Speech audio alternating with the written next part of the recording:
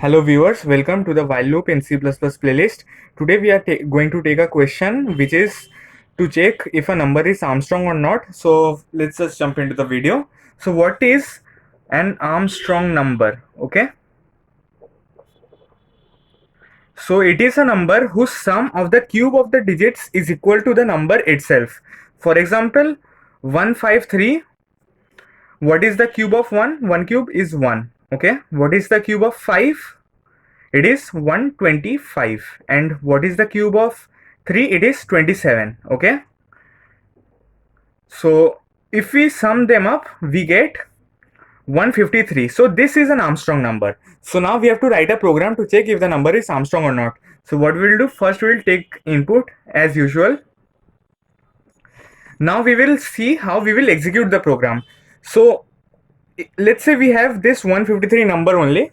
So what we will do, first we will take out one digit, perform its cube, and then add it, right? Then we will take out this digit, perform its cube, add it to the sum of the previous digit. Okay, so what was the previous digit's cube? 3 cube 27, so 125 will be added to 27. Okay, add it.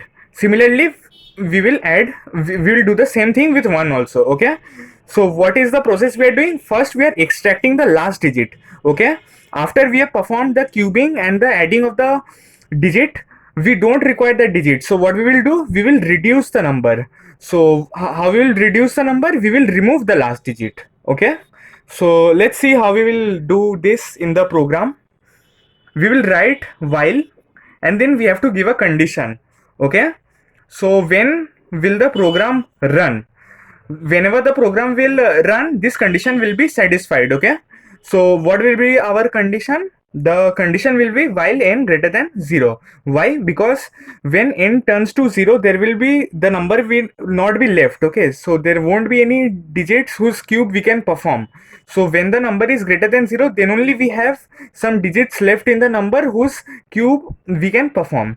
Okay, so when there is no number, only when the number is equals to 0, so there is no point in performing the program. So when the program will run, when n is greater than 0. Now what we will do, we will first extract this digit. Okay, so how to extract? We'll write in d is equals to n mod 10. What does mod 10 return? It returns the last digit of the number. So if we have 153, what will it do? 10 ones are 10, and then 5 3, and then 10 fives are 50, and then we get 3 as the last digit. Okay, what is 3? It is the remainder. And how do we get it? By performing the modulus of the number with 10. Okay, now what we do, let's say we have to perform the sum of this. Okay, so we will take initially the sum as 0. Okay, now what we will do, we will write sum is equals to sum plus and the digit multiplied with itself 3 times. Okay, and now what we will do, we will have calculated the sum of this digit. Okay, or whichever the digit we have extracted, we have calculated the sum of its cube. So now what do? We don't require the digits, so we reduce that number. And how do we reduce that number? By removing that digit. So how will we remove that digit? By reducing the number by 10. Okay, and what will happen by n by 10? So suppose 3 cube has been performed and added to the variable sum, and now how will we reduce it? By 10. Okay, so what is by 10? 153. 10 ones are 10, then 5, then 10 fives are 50. Okay, so by 10 returns us the quotient. So now what will happen? N will be equals to 15, and when n will be equals to 15, it will check the condition if it is greater than 0 or not. So it is greater than 0, then what will it do? It will extract the last digit of 15. So what is the last digit of 15? 5. So it will perform the cubing of 5 and then add it to the original existing sum, which was 27. So 125 plus 27 will give us the required answer, and then similarly this 15 will be reduced by 10. What will be 15 by 10? It will be 1. So now what will happen? Once last digit will be extracted, which will be 1 itself, and then the sum, then the cube will be performed, and then the sum will be added to the original existing sum of 27 plus 125. Okay, and in this way we would have got the sum. And what will happen when n will be equals to 1? At the end, the 1 by 10 will happen. So what is 1 by 10? 0. And then the number won't be greater than 0, because 0 is greater than 0 is a false statement, so it will come out of the loop, So now we will check if sum is equals to the number or not.